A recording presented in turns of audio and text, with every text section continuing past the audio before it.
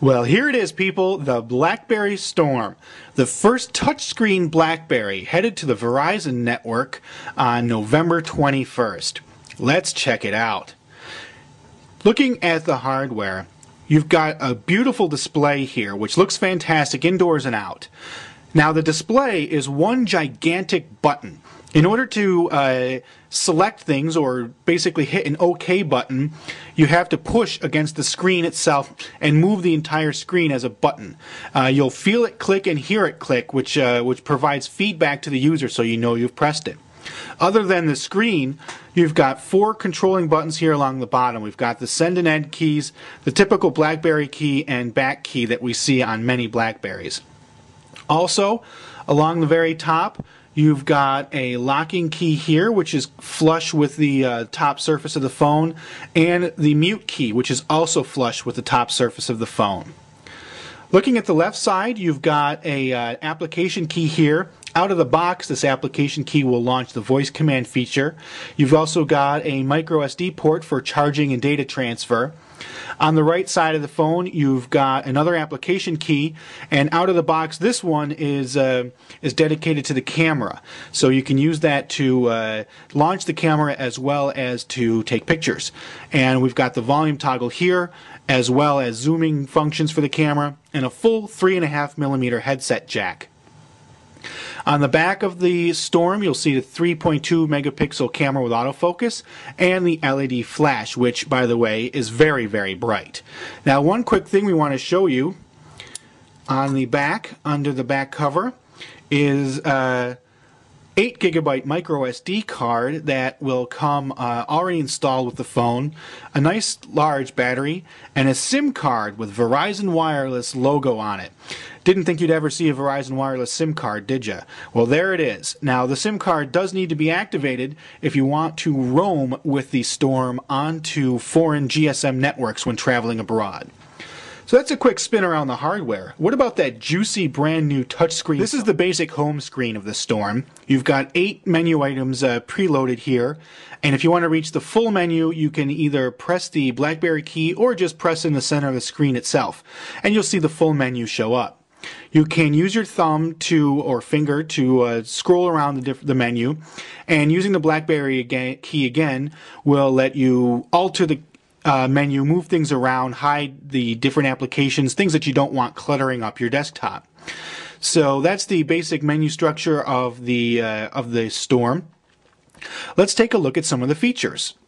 You're probably anxious to see how the Storm handles messaging, so let's make that our first stop. Opening up the messaging center, you'll see all of your messages lumped into one place. We happen to have a text message going here. You can see it has a SureType QWERTY keyboard when it's in portrait mode. Let's give that a quick test for typing.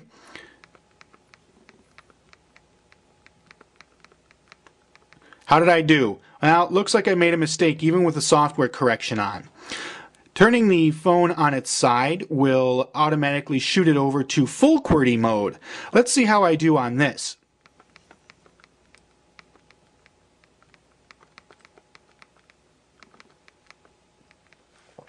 Again, not perfect, but we're only missing one letter this time instead of a couple. Now, there is software prediction on both the SureType and full QWERTY keyboard. I do have to say, typing on a keyboard like this is a little weird. You do have to physically push the screen to get it to register the clicks, and it just takes some getting used to. I'm sure you could hear the clicking as I was going along. I'm not a fan from the start, but I'm not saying that it wouldn't grow on me over time. I'm sure other users won't have any problem with it.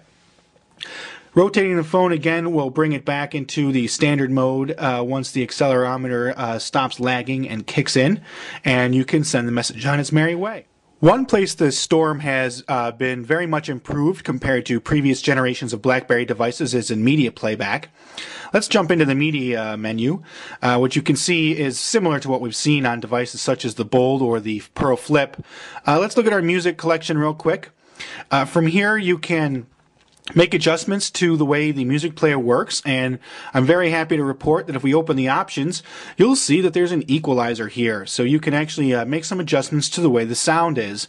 There's also an audio boosts feature, which will basically make the device louder in headsets.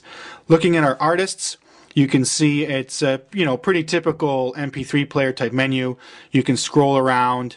If we decide to open up some Dream Theater, we'll see the track list here, and clicking on a track will begin to play it, and we'll get to see album art and all that type of nice stuff. So that's the way the music player looks, and of course you can interact with your playlists by touching the BlackBerry key. Jumping back out to the media menu again, we can take a look at our pictures. We'll look at all pictures, and you can see some very lame images that we shot earlier today. If we choose to load one of them, we'll see a nice sharp picture of my computer keyboard. And once we have the picture loaded, hitting the BlackBerry key again will let you interact with your pictures as well as do some editing. You can also choose to swipe around if you wish to interact, and you can see there's a little bit of a lag and delay there. It's a little bit slow. We found the software to be a little bit slow, and you can also push the button if you want to advance to the next picture as well. Again, you can see a little bit of a delay there. So that is the gallery software. Let's take a look at the camera itself. We'll push and hold the dedicated camera key.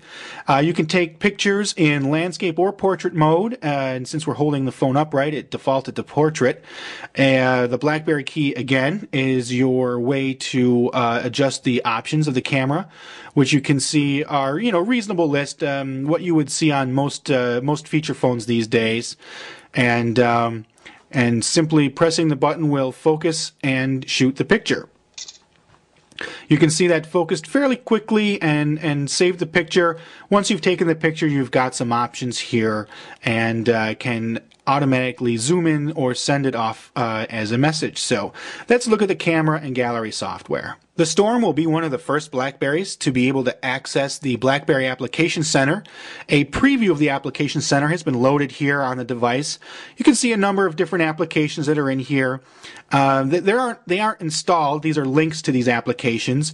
If we choose to download them, we can. The Application Center is not fully live yet.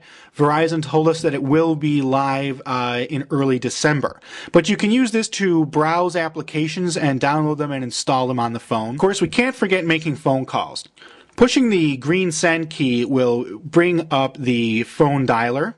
So there we go. That's the dialer. This is the default view. When you push the green button, you'll get the number pad and screen for filling in digits. If you want to look at your call log, you would hit the button there, and if you want to open your contacts list, you would press that button there.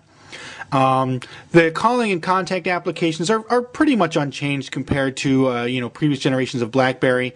Contact application will go in that real quick, and you'll see it looks pretty much the same as on current BlackBerries. We'll open this fake version of myself, and you can see it's basically the same type of stuff, and if you use the BlackBerry key, you get the same options that you would get on a normal BlackBerry for messaging. Once you've chosen the number you want to call, hit the green send key again, and it will initiate the call. And we'll just show you how the Storm looks when it's in a call. You've got 4 basic software buttons here, turning on the speakerphone, muting it, adding another line, as well as flashing to an incoming call. Along the bottom of the screen, you can see some options. This will bring up the dial pad, the notes, take you back home, your calendar, and your contacts application. So nice to be able to have all those things while you are on a phone call. Being a BlackBerry, the Storm has lots of familiar things about it. It's compatible with basically almost every email system known to mankind, and will integrate with your business's systems and services quite naturally.